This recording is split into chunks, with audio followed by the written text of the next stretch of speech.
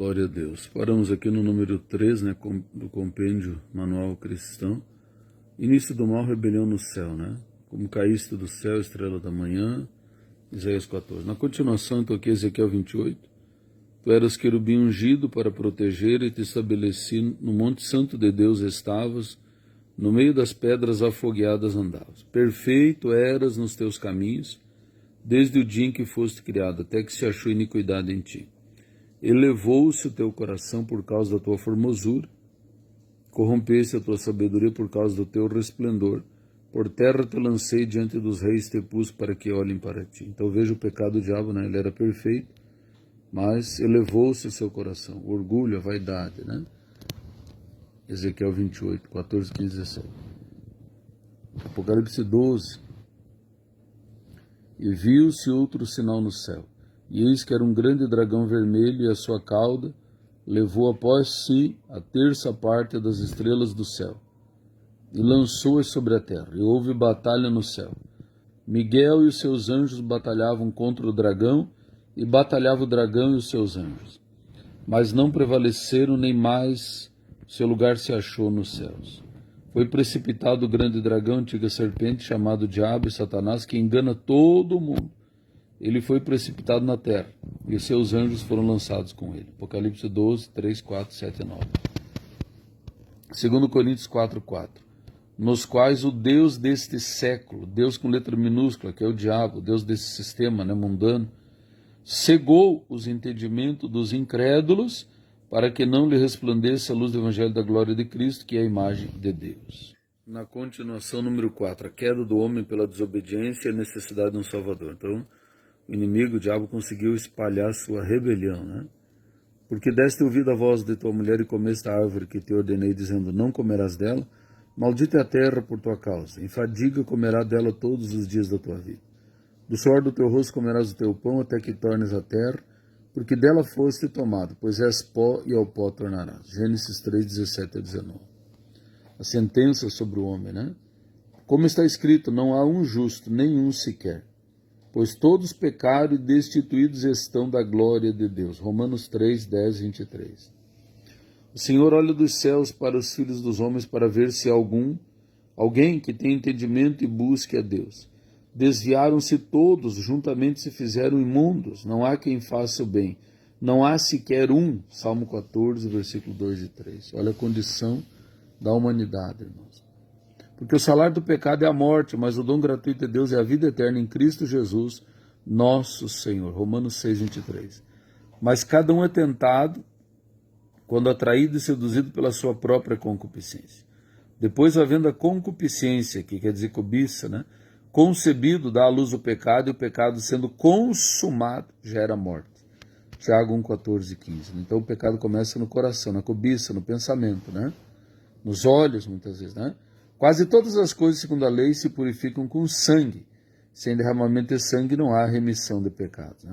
Hebreus 9, 22. Por isso que o Senhor Jesus precisou morrer por nós. Né? Mateus 20, 28. Tal como o Filho do Homem não veio para ser servido, mas para servir e dar a sua vida em resgate por muitos. Isto é o meu sangue, o sangue da nova aliança, que é derramado por muitos para remissão de pecados. Mateus 26, 28. Precisamos participar da ceia do Senhor, o corpo e o sangue de Cristo. Número 5. Conversão, aceitação e confissão de Jesus como Senhor e Salvador, arrependimento, batismos e perdão. Porque Deus amou o mundo de tal maneira que deu seu Filho unigênito, para que todo aquele que nele crê não pereça, mas tenha vida eterna. Mas todos quantos o receberam, aqueles que creem no seu nome, deu-lhes o poder de serem feitos filhos de Deus. João 3,16 e 1 e 12. Ou seja, não é todo mundo que é filho de Deus, somente quem recebe a Cristo, né? Mas Deus prova o seu amor para conosco em que Cristo morreu por nós, sendo nós ainda pecadores. Se com a tua boca confessares a Jesus como Senhor e em teu coração creres que Deus o ressuscitou dentre os mortos, serás salvo. Pois com o coração se crê para a justiça e com a boca se faz confissão para a salvação. Romanos 5, 8, 10, 9 e 10. Eis o que está escrito. Cristo padecerá, o terceiro dia ressurgirá dentre os mortos, e em seu nome se pregará o arrependimento e a remissão dos pecados em todas as nações, começando por Jerusalém. Lucas 24. Arrependei-vos e cada um de vós seja batizado em nome de Jesus Cristo para perdão dos pecados, e recebereis o dom do Espírito Santo. Atos 2:38. Arrependimento, batismo, receber a Cristo e batismo. Não? Se confessarmos nossos pecados, Ele é fiel e justo para nos perdoar os pecados e nos purificar de toda injustiça. 1 João 1:9. Ide por todo o mundo, pregai o Evangelho a toda criatura. Quem crer e for batizado será salvo, mas quem não crer será condenado.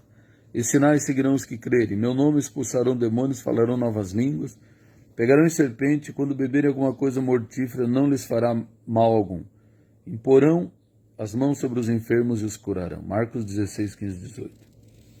Eu vos batizo com água para arrependimento, mas após mim vem aquele que é mais poderoso do que eu. Ele vos batizará com o Espírito Santo e com fogo. Mateus 3:11.